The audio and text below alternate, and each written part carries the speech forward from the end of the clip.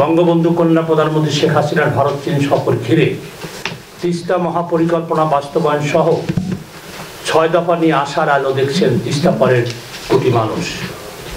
আপনারা জানেন, তিস্তা বাঁচাও নদী বাঁচাও সংগ্রাম পরিষদ তিস্তা মহাপরিকল্পনা বাস্তবায়ন, তিস্তা চুক্তি সই সহ ৬ দফা দাবিতে দীর্ঘদিন থেকে আন্দোলন অব্যাহত রেখেছে।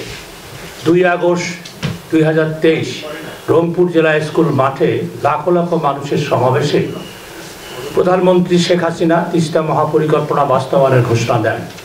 ওই ঐতিহাসিক ঘোষণা ছিল তিস্তা বাঁচাও নদী বাঁচাও সংগ্রাম পরিষদের ধারাবাহিক আন্দোলনের প্রাথমিক বিজয়। ভালোভাবে হয়, আপনারা জানেন যে এটা তো প্রধানমন্ত্রী পার্লামেন্টে বলেছে, চীনের কাছে অর্থায়নের সে কথা বলেছেন। মাঝপথে ভারত এসে বলছে আমরা সাহায্য করব। আমাদের কথা হচ্ছে ভারত কোন জায়গায় সাহায্য করবে, তিস্তা প্রকল্পে ভারত কোন জায়গায় সহযোগিতা করবে। আমরা তিস্তা পাড়ের মানুষের কথা বলেছি, তারা কি চায় তারা কিন্তু বলেছে, আমরা আলাপ করেছি, তারা যারা হাল হাতিয়ার ভালো তাদেরকে কাজ পাই কাজ বুঝে দিতে পারবে, তাদেরকেই তারা বলছে, নাম উল্লেখ করে না তিস্তা পাড়ের মানুষ। তাহলে আমরা এই নিয়ে বলেছি, তবে ধরে নিতে হবে শক্ত প্রতিকূলতার পাহাড় ডিঙিয়ে তবে সূচিত হবে শতবঞ্চনা নিষ্কৃত উত্তরজনতা অংশের স্বপ্নযাত্রা। আমরা আন্দোলনে আছি, আমরা প্রধানমন্ত্রীর সফরকে অভিনন্দন জানাই, আমরা আশাবাদ জানাই, কিন্তু আমাদের সংশয় আছে দুই দৌড়তে ভারত চীনের যে দৌড়ত এটি কীভাবে সমন্বয় করবেন এবং এই সমন্বয়ের মধ্য দিয়ে কীভাবে এটা বাস্তবায়ন হবে। কিন্তু আমরা আশাবাদী যে এই সফরে সেই জট খুলবে। প্রধানমন্ত্রী কিন্তু এখানে বলেন আমাদের তিস্তা মহাপরিকল্পনা আমরা বাস্তবায়ন করব, তাহলে একটা তো আশাবাদের কথা শোনার।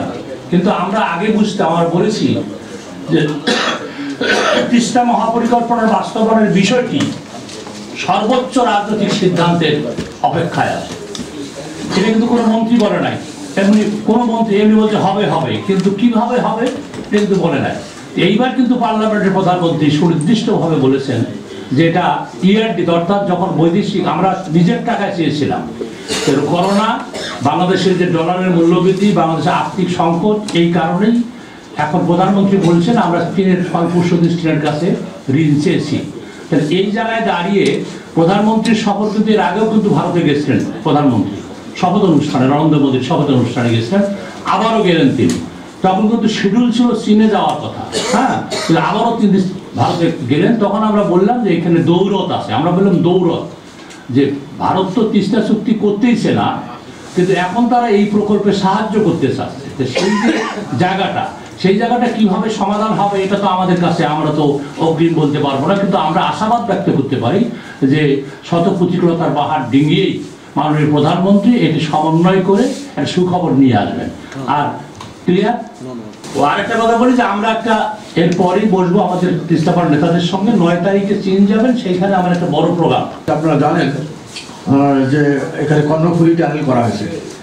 কর্ণফুলী টানেল প্রায় ৩৬,০০০ কোটি টাকা ব্যয়ে কর্ণফুলী টানেল করা হয়েছে। সেই টানেলের বর্তমান অবস্থা, প্রতিদিন আয় হলো ১৩ লক্ষ সামথিং টাকা আর ব্যয় হলো ৪৭ লক্ষ সামথিং টাকা। মানে প্রত্যেক দিন আমাদের প্রায় ৩০-৩৫ লক্ষ ৩২ লক্ষ টাকা লসে থাকতেছে প্রত্যেক দিন, এভরিডে। তো এই লস প্রকল্প কয়দিন রান করবে? এত হাজার হাজার কোটি টাকা খরচ করে কর্ণফুলী টানেল করলাম, সেটা যদি প্রতিনিয়ত আমাকে প্রতিদিন যদি আমার ৩০ লক্ষ টাকার উপরে যদি ভর্তুকি দিতে হয়, তাহলে সেই ধরনের প্রকল্প চলবে না। আর এই ২ কোটি মানুষের প্রাণের দাবি, এই যে আজকে আপনারা গতকাল থেকে ফেসবুকে দেখতেছেন যে একটা আমরা আর্টিফিশিয়াল বন্যার সম্মুখীন হতে যাচ্ছি। গজলডোবা বাঁধ প্রায় তার ধারণ ক্ষমতা হারিয়ে ফেলছে। ইতিমধ্যেই গজলডোবা বাঁধের কয়েকটি মুখ খুলে দেওয়া হয়েছে এবং যদি সম্পূর্ণ খুলে দেয় তাহলে আমাদের এই উত্তরাঞ্চল পুরাই রংপুর ডিভিশনের ৭টা জেলা প্লাবিত হয়ে নতুন করে ভাঙনের সৃষ্টি হবে।